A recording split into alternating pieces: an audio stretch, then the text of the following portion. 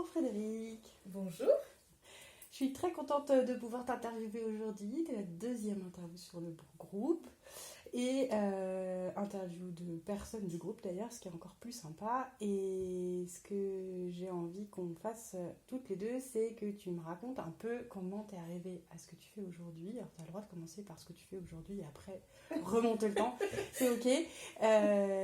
Donc déjà voilà, te présenter si tu veux de façon ultra rapide. J'avais dit à Marion 1 minute, tu peux faire pareil si tu veux. Ok, j'ai pas trop la notion du temps.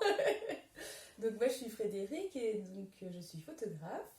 Je travaille pour les particuliers, tout ce qui est événement de la vie, donc mariage, bébé, maternité. Et je développe de plus en plus le portrait en studio, notamment autour des femmes, pour travailler sur la confiance en soi, l'estime de soi, et tout et tout. Et ça a beaucoup de sens et beaucoup de valeur pour moi.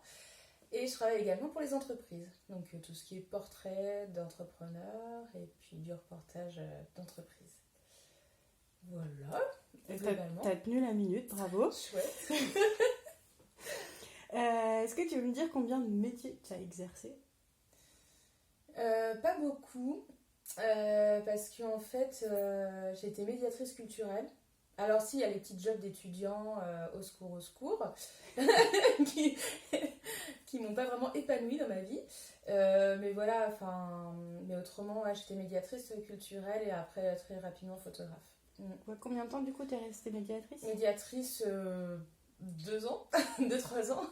T'avais choisi ce métier comment? En fait, quand j'étais petite, j'étais déjà très créative. Je faisais de la peinture, je dessinais énormément et tout ça. Et je voulais partir dans une voie plutôt artistique. Et mes parents se sont dit, oh mais non, il lui faut un vrai métier. Donc j'ai fait un bac. Et puis après, j'ai fait un bac +2 DUT médiation culturelle. Et puis, je leur ai fait plaisir. Et puis j'ai fait j'ai fait 2 ans de stage plus 1 an de travail, 2 ans de travail. Et puis j'ai tout plaqué. Mon premier CDI, j'ai tenu 1 an peut-être. Et puis après j'ai arrêté quoi. Pour me lancer dans l'entrepreneuriat et être photographe indépendante. Est-ce que tu as eu un moment déclic ou est-ce que ça s'est fait progressivement de te dire non vraiment c'est pas mon truc est-ce qu'il y a eu une rencontre, enfin comment t'es passé du c'est bon je plaque tout justement? Ouais, ça s'est fait vraiment au fur et à mesure, c'est-à-dire que donc quand j'étais jeune, je faisais déjà de la photographie plutôt argentique. À 18 ans, j'ai le photographe de mon petit village qui est venu me récupérer sous son aile et me dire tiens, c'est intéressant ce que tu fais, ce que j'exposais déjà. Du coup, il m'a récupéré sous son aile et il m'a formée parce que j'étais sa petite main quoi. Enfin, dès qu'il avait besoin de quelqu'un pour le seconder, j'étais là. Et donc voilà. Et lui, en fait, je pense qu'il a semé une petite graine en moi parce qu'il m'a dit tu verras, toi, tu seras photographe un jour. Je me dis mais non, ça va pas, mais jamais, je serais jamais capable de le faire.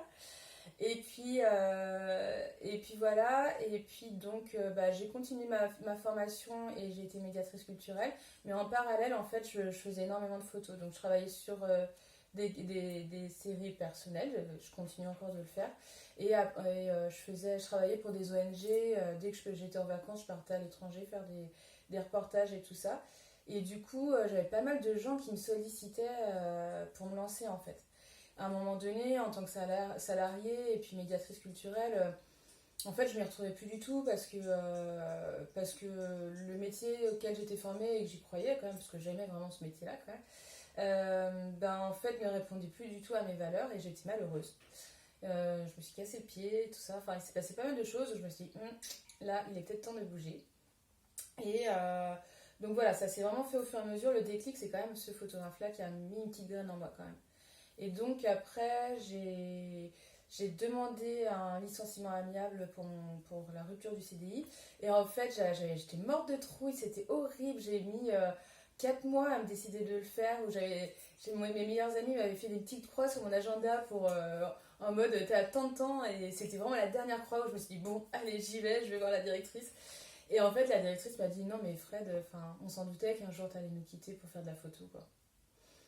Ok. Mais moi, je ne le savais pas, mais ok. Du coup, si j'entends bien, il y a des gens qui ont cru en toi Avant moi. avant toi. C'est toujours important d'avoir ces gens-là autour de toi, du coup. Ouais. T'as commencé à en parler, mais donc du coup, t'as eu une première fois peur au moment de rompre ton CDI, si Ouais. j'entends bien. Est-ce que t'as eu peur d'autres fois?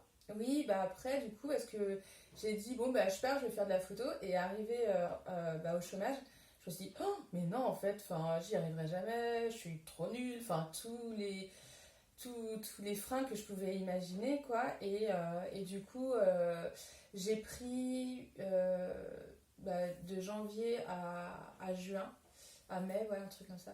En fait, j'ai pris le temps pour rencontrer pour rencontrer d'autres professionnels en me disant potentiellement ça pourrait m'intéresser de partir dans d'autres branches, quoi. Et à chaque fois, donc c'est chouette, les professionnels m'ont ouvert leurs portes, super intéressés de discuter, de partager leur expérience. Et à chaque fois, je me disais, mais non, mais pourquoi j'irais là-dedans, en fait, ça n'a pas du tout de sens, quoi. Et puis, je suis tombée sur une petite formation qui formait à l'entrepreneuriat. Je me suis dit, allez où je le fais. Et puis après, je me suis pris 2 mois où je partais en reportage photo. Enfin voilà, vraiment coup de cœur, quoi. Et au mois de septembre, je crée, du coup. Du coup, entre le moment où tu t'es dit c'est bon, je vais plaquer mon CDI et le moment où tu as créé ta boîte, il s'est passé combien de temps? De janvier à septembre, ouais. Ok, il y a vraiment cette notion de temps qui a été importante, quoi. Ouais, j'ai eu besoin, ouais. Qu'est-ce que tu as envie de dire à ceux qui doutent? Qu'il faut faire confiance dans le temps, au temps, quoi.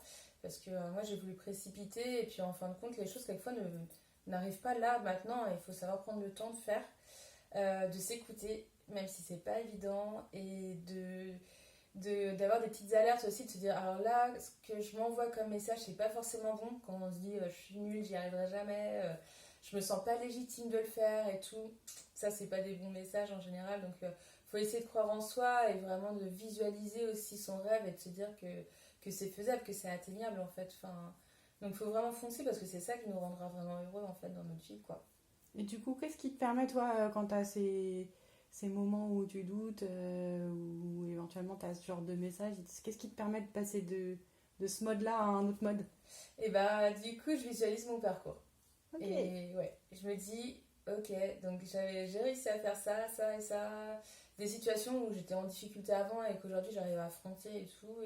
Et ça m'aide énormément, en fait. Et puis, je me dis, j'ai envie, en fait. C'est aussi ça. Là, je suis en train de faire un nouveau projet où je passe une sacrée étape, en fait. Donc, j'ai un petit peu peur. En plus, là, économiquement, on ne sait pas trop les prochains mois et tout ça. Et en fait, je me dis qu'au fond de moi, je le sens. Ça me fait plein de petites bulles et tout. Donc, il faut y aller. Et puis, j'ai envie. Donc, la vie, elle est faite. Faut la flamber, faut y aller, quoi. C'est parti, quoi. Donc voilà. Cool, joli message. Ouais. Est-ce que tu as envie de rajouter quelque chose? Je me dis que toutes les décisions ne sont pas définitives. Et ça, c'est chouette aussi de se le dire. C'est-à-dire, là, on essaie une expérience professionnelle ou un nouveau projet. Et c'est pas grave, ça se trouve dans 6 mois, on n'aura pas atteint notre objectif, mais c'est pas pour autant que ce sera mal.